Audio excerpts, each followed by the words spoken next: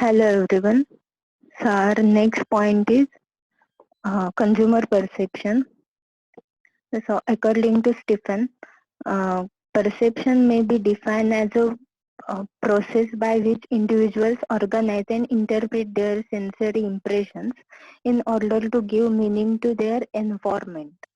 And according to Kotler, perception is a process by which we select, organize, and interpret information inputs by creating a meaningful picture of the world.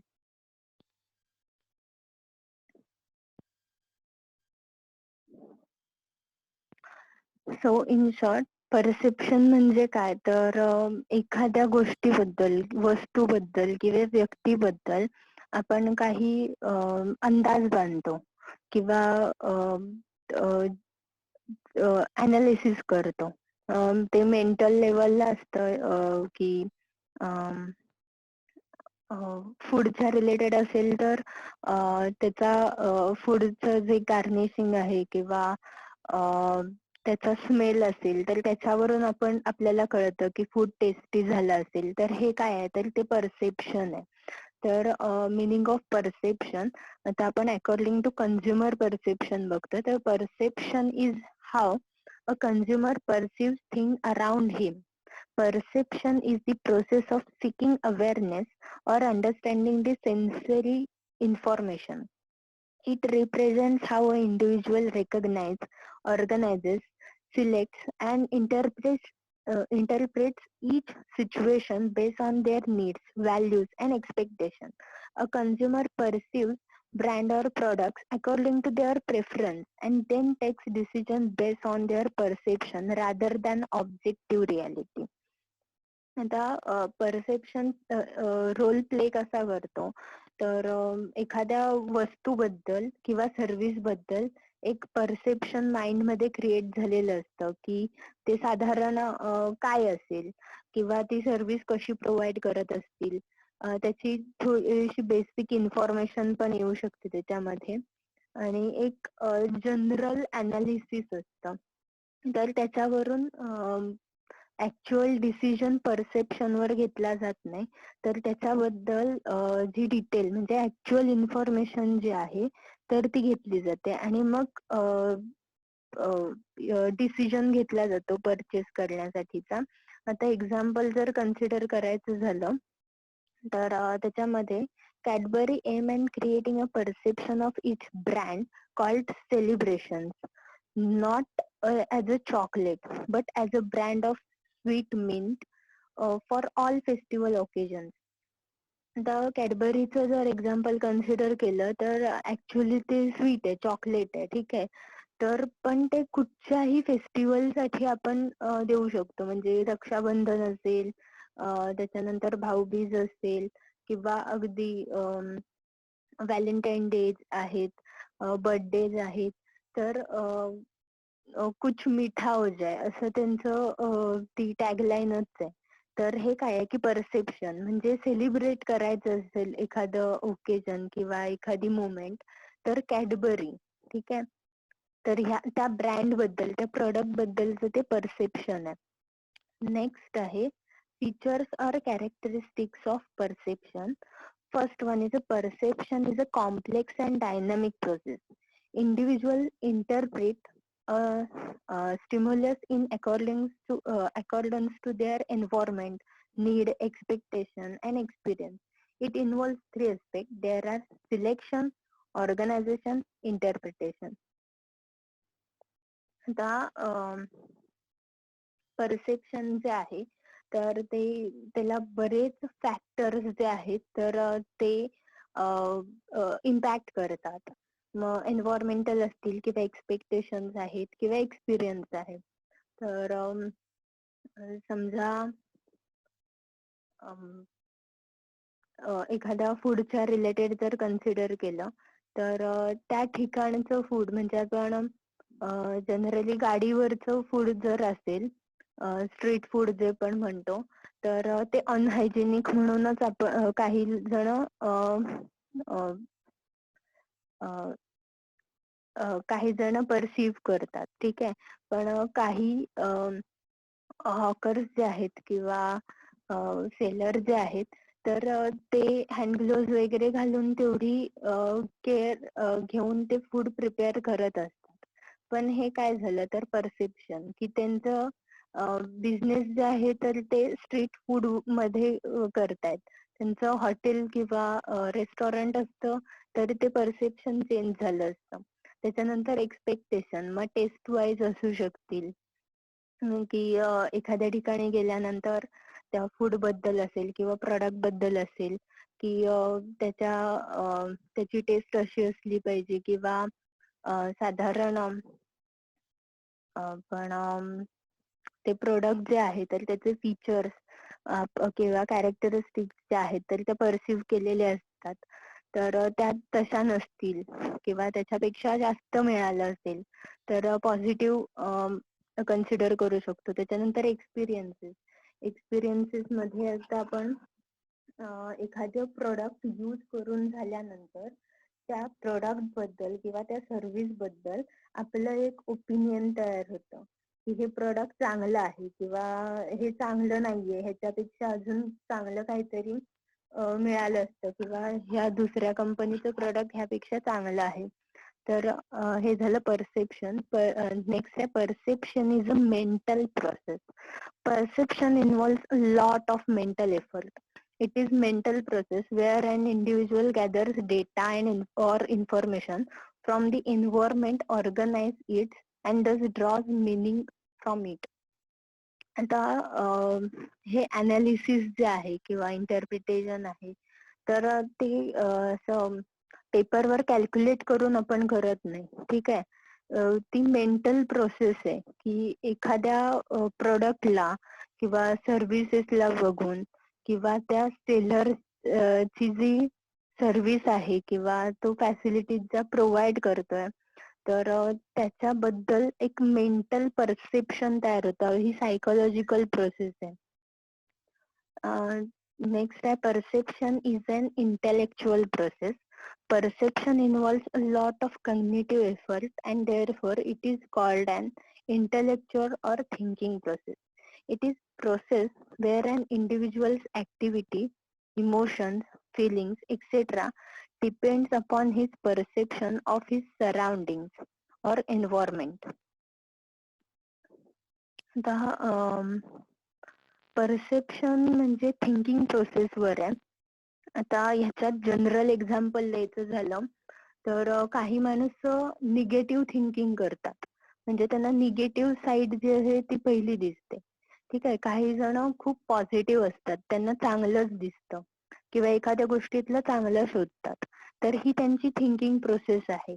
तर त्या thinking प्रोसेसच आहे तर ती lead करते एखाद्या गोष्टीबद्दलचं perception create होण्यासाठी. मग त्याच्यासाठी सराउंडिंग किंवा एन्व्हायरमेंट असेल किंवा त्या पर्सनचे इमोशन्स, बिलीफ असेल किंवा ऍटिट्यूड आहे, तर ह्या गोष्टी खूप स्ट्रॉंगली इम्पॅक्ट करतात. नेक्स्ट आहे परसेप्शन इज अ सब्जेक्टिव्ह.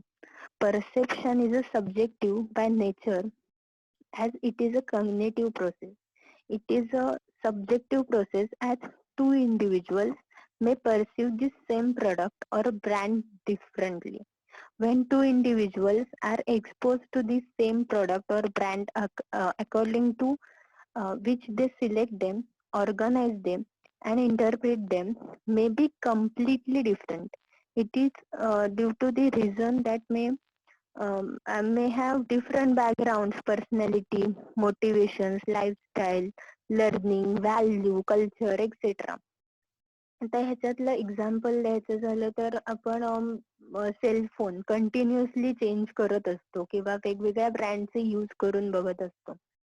तर एखादा कंपनीचा सेल फोन आपण परचेस केला आणि त्याचा एक्सपिरियन्स चांगला नसेल आला, तो कदाचित फॉल्टी असेल किंवा तुमच्या एक्सपेक्टेशन अंडर एक्सपेक्टेशन असेल, तर त्याच्याबद्दलचं परसेप्शन वेगळं असणार आहे. फॉर एक्झाम्पल आपण विवोचा फोन कन्सिडर करूया. तर एखाद्या पर्सनला तो फोन खूप जास्त आवडेल, ते मॉडेल आवडेल किंवा त्याचे जे फीचर्स आहेत तर ते आवडतील. तर दुसऱ्याचं परसेप्शन असेल की हे काय एवढं खास मोबाईल नाहीये किंवा ह्याचे फीचर्स चांगले नाहीत, ह्याच्यापेक्षा मग सॅमसंगचे फीचर्स खूप चांगले आहेत. तर एकाच प्रॉडक्ट बद्दल दोन वेगवेगळ्या व्यक्तींची मतं वेगवेगळी असू शकतात. मग त्याच्यामध्ये बरेच फॅक्टर्स आहेत की बॅकग्राऊंड असेल किंवा personality, motivation, lifestyle, learning values, culture, ethics, experience पण मॅटर करतो. बॅकग्राऊंड मध्ये फायनान्शियल बॅकग्राऊंड कन्सिडर करता येईल किंवा एज्युकेशनल बॅकग्राऊंड सुद्धा असेल, पर्सनॅलिटी ट्रेट्स असतील, तर ह्या बऱ्याच गोष्टी येतात. नेक्स्ट आहे perception is a broad in nature is a broad in nature okay perception is a broader in nature in comparison to sensation. It includes various components such as psychological, sociological, and physiological, sociological, and psychological. Its motive to understand perception is to identify that it is a unique interpretation of the circumstances. The physiological, sociological आणि psychological factors जे आहेत तर ते perception मध्ये खूप strongly affect करतात. Like physiological factor असेल तर आपण काही प्रोडक्टचे जे शेप असतात लाईक थम्सअप च्या बॉटलचा जो शेप आहे, ठीक आहे, तर तो जर समजा चेंज केला तर ते फिजिओलॉजिकल कॅरेक्टर आहे, तर ते बघून तो डुप्लिकेट आहे असं वाटू शकतं, ठीक आहे, किंवा त्याच्याबद्दलचं परसेप्शन पण चेंज होऊ शकतं. त्याच्यानंतर सोशोलॉजिकल कॅरेक्टरिस्टिक मध्ये काय येईल की सोशल व्हॅल्यूज जे आहेत तर त्याच्यामध्ये कदाचित व्हेज नॉन व्हेज हा डिफरन्स सुद्धा जे आहे किंवा त्याच्याबद्दलचे जे परसेप्शन आहेत तर ते पण सोशल कॅरेक्टरिस्टिकच आहेत. सायकोलॉजिकल कॅरेक्टरिस्टिक हे बऱ्यापैकी इंडिव्हिज्युअलच्या परसेप्शनवर डिपेंड करतात. Like individual moral values, ethics, principles, तर ह्या सगळ्या गोष्टी अफेक्ट करतात. नेक्स्ट आहे learning. According to Schiffman, the process by which individuals acquire the purchase and consumption knowledge of and experience that they apply to future related behavior.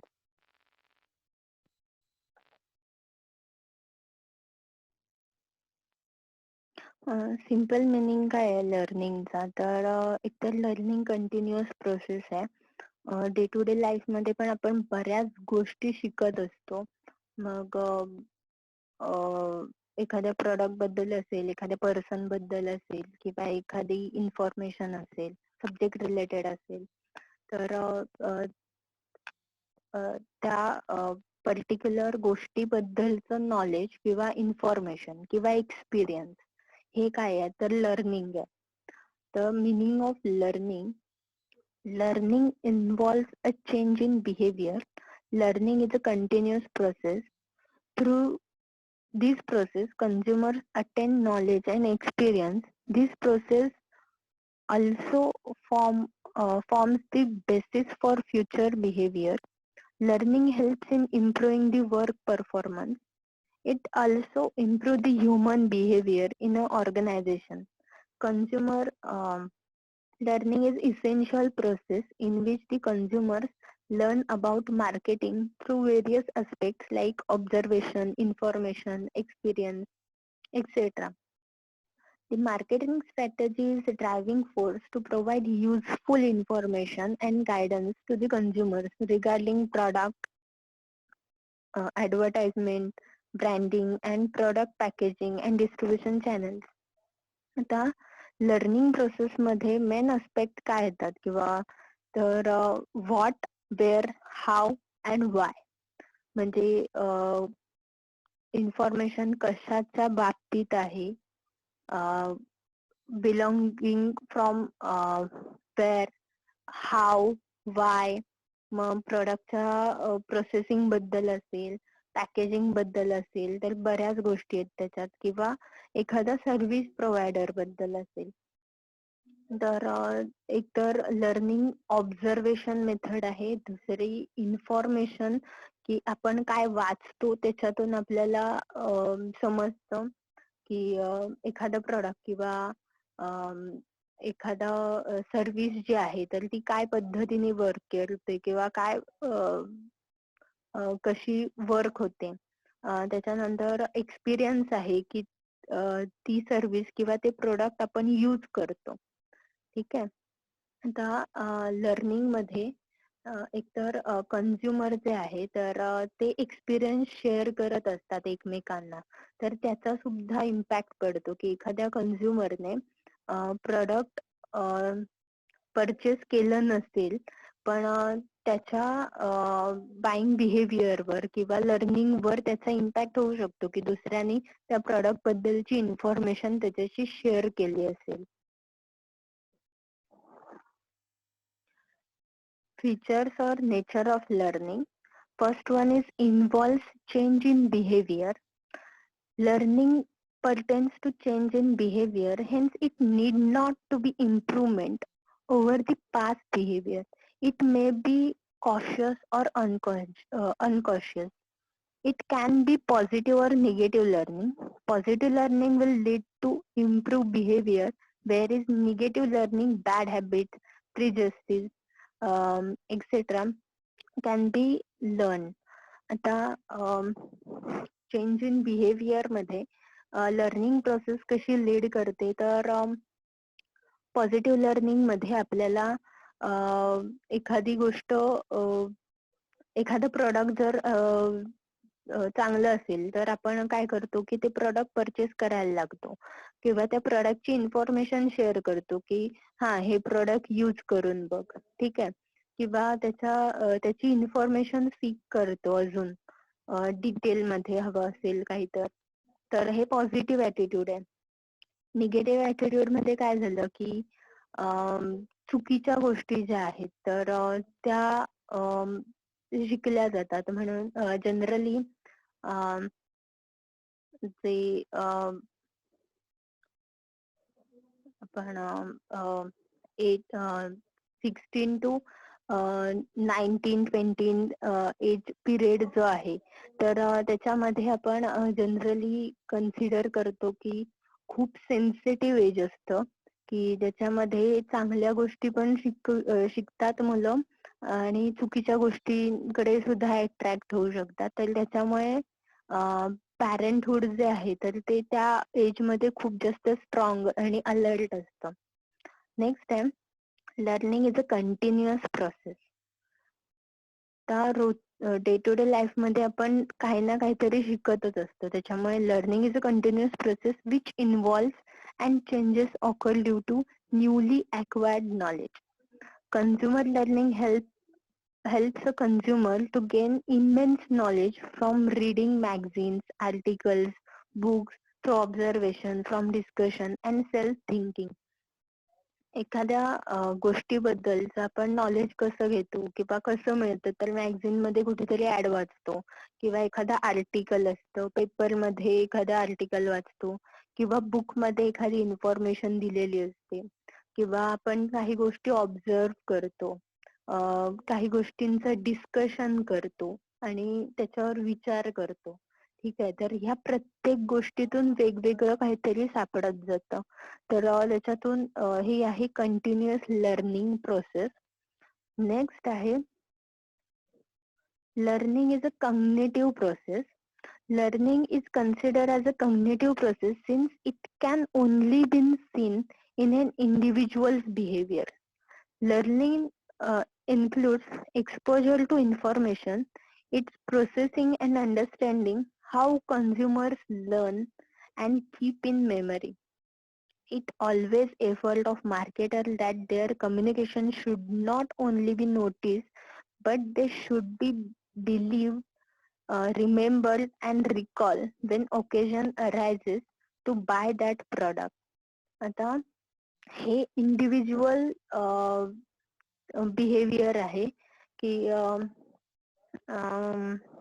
मार्केटरचं किंवा मार्केटरचे खूप जास्त efforts आहेत त्याच्यात कम्युनिकेशनचे की आता आपण एखादं प्रोडक्ट परचेस करायचं असेल आता अगदी सोपं एक्झाम्पल जर कन्सिडर करायचं झालं तर टूथपेस्ट ठीक आहे तर कुठलीही उचलून आणत नाही प्रत्येकाचा चॉईस किंवा तो प्रॉडक्ट ठरलेला असतो की कोणी क्लोजअपची यूज करत असेल कोणी कोलगेट कोणी अजून विकोचे यूज करत असेल वेगवेगळे ब्रँड्स अवेलेबल आहेत तर हे काय झालं की मला ते प्रॉडक्ट परचेस करायचं झालं की मी त्याच ब्रँडचं परचेस करेन आणि ही काय कॉग्निटिव्ह प्रोसेस आहे ही इंडिव्हिज्युअल बिहेवियरवर इम्पॅक्ट करते की त्यांची मेमरी रिकॉल होते की तर मला टूथपेस्ट घ्यायची आहे मग मी त्याच कंपनीची घेणार नेक्स्ट आहे change in behaviour is relatively permanent. Behavior changes as a result of learning are relatively permanent in nature. Thus, any temporary change in behavior occurring due to fatigue, etc., should not be considered as an outcome of learning. आता काही temporary behaviour जे असतात तर ते result म्हणून consider करायचे नाहीत म्हणजे आता एखादं प्रोडक्ट जर परचेस करायचं असेल फॉर एक्झाम्पल आता नीड म्हणून काही प्रोडक्ट्स किंवा ब्रँड्स जे आहेत तर ते स्विच केले जातात कन्झ्युमर कडून की समजा राईस मध्ये व्हरायटी आहे ठीक आहे तर एखाद्या पर्टिक्युलर टाईपचा राईस यूज करत असलेला कन्झ्युमर जर काही कारणामुळे तो ब्रँड अवेलेबल नाही झाला किंवा तो टाईप अवेलेबल नाही झाला म्हणून दुसरा ब्रँडचा किंवा टाईपचा प्रोडक्ट परचेस करेल आणि त्याची नीड फुलफिल करेल पण ह्याचा अर्थ असा नाही होत की तो कन्झ्युमर जो आहे तर तो स्विच झाला किंवा त्याचं लर्निंग आउटकम जे आहे तर ते चेंज झालं ते टेम्पररी बेसिस आहे ते परमनंट बेसिस नाहीये नेक्स्ट आहे significance of consumer learning for marketer consumer learning has a lot of relevance of marketer in marketing management. The information related to consumer behavior will help the marketer to plan marketing strategies and guide the consumer regarding their products, its attributes and benefits, where to try, when, how to buy and use them, maintain them, how to dispose them and differentiate them from competitors offering. आता ह्याच्यामध्ये marketers जे आहेत तर ती काय पद्धतीने information provide करतात की एखादं प्रोडक्ट कसं यूज करायचंय कसं परचेस करायचंय जर ते ऑनलाईनच परचेस करायचं असेल किंवा ते कॉल करून ऑर्डर करायचं असेल तर कसं करायचं तर त्याचा डेमो पण दाखवला जातो किंवा त्याच्या प्राइजेस बद्दल सांगितलं जातं फीचर्स सांगितले जातात कसं मेंटेन करायचंय किंवा प्रोडक्ट यूज करून झाल्यानंतर ते कसं डिस्पोज करायचंय काही जे आहेत तर ते प्रोडक्ट रिसायकल होतात किंवा काही यूज अँड थ्रो असतात किंवा काही प्रोडक्ट आपण लॉंग टर्म यूज साठी यूज करू शकतो लॉंग टर्म पिरियड साठी यूज करू शकतो नेक्स्ट आहे learning may be intentional or incidental. Consumer learning can be intentional when the individual deliberately searches for information regarding usefulness, benefits of a brand, etc. before he or she purchases the product. Consumer learning can be incidental when individuals learn about the brand by chance, even though he may have not consumed the same. आता एकतर इंटेन्शनल किंवा incidental learning असू शकतं, की समजा आपण TV समोर बसलोय, आपल्याला एखादा प्रोग्राम बघत असू, तर एकतर खूप जास्त ऍडव्हर्टाइजमेंट्स असतात, वेगवेगळ्या प्रोडक्टच्या असतात. तर तेव्हाचं जे लर्निंग असतं, की आपण बरेचसे ब्रँड किंवा प्रोडक्ट जे आहेत ते यूज करत नाही, किंवा आपण जे प्रोडक्ट यूज करतो त्याचे ब्रँड ची ऍडव्हर्टाइजमेंट समोर नसते, त्याच्या कॉम्पिटिटिव्ह प्रोडक्टची असू शकेल. मग ते काय आहे, इन्सिडेंटल लर्निंग आहे, की ते तुमच्या समोर लागलंय, ती ऍडव्हर्टाइजमेंट तुमच्या समोर आहे आणि ती तुम्ही ऐकताय, बघताय. तर हे इन्सिडेंटल लर्निंग आहे. तुम्ही इंटेन्शनली बसलायत का, की हा मला ह्या मोबाईलची ऍडव्हर्टाइजमेंट बघायला पाहिजे, किंवा हे मला परचेस करायलाच पाहिजे, किंवा मार्केटमध्ये नवीन फोन आलाय म्हणून त्याची ऍडव्हर्टाइजमेंट आहे. तर हे इन्सिडेंटल आहे. आणि इंटेन्शनल मध्ये आपण त्या पर्टिक्युलर प्रोडक्ट किंवा सर्व्हिस बद्दलची इन्फॉर्मेशन सीक करतो, बाय इंटरनेट असेल, मॅगझिन्स असतील, किंवा त्यांचे जे पॅम्पलेट्स आहेत त्याच्यावरून. नेक्स्ट आहे change in behaviour takes place due to acquired knowledge and experience. Through learning, the newly acquired knowledge helps the consumer to develop a behavior pattern which will influence his future buying. An individual attains knowledge through various channels such as magazines, books, articles, newspaper, discussion, etc. Consumer favorable experiences will with the product leads to a positive attitude towards the brand, which in turn develops into brand loyalty. आता नॉलेजचा किंवा इन्फॉर्मेशनचा impact काय होतो, तर positive impact असेल तर कन्झ्युमरचं buying behaviour आहे तर ते रिपिटेटिव्ह राहतं. म्हणजे सेम ब्रँडचे प्रोडक्ट कन्झ्युमर परचेस करत राहतो आणि त्या ब्रँड लॉयल्टी क्रिएट होते, की ते प्रोडक्ट त्या टाईपचं प्रोडक्ट परचेस करायचं झालं तर त्याच कंपनीचं परचेस करायचं. आणि तेच निगेटिव्ह असेल तर समजा मी एखादा प्रॉडक्ट परचेस केलंय आणि माझा त्या प्रॉडक्ट बद्दलचा एक्सपिरियन्स चांगला नाहीये, तर मग कंझ्युमर काय करतो, की वेगळं ब्रँड स्विच करतो, दुसरं प्रॉडक्ट यूज करून बघतो. ठीक आहे, तर थांबूया इथे. थेरीज ऑफ लर्निंग नेक्स्ट लेक्चरला बघूया आपण. Okay, thank you.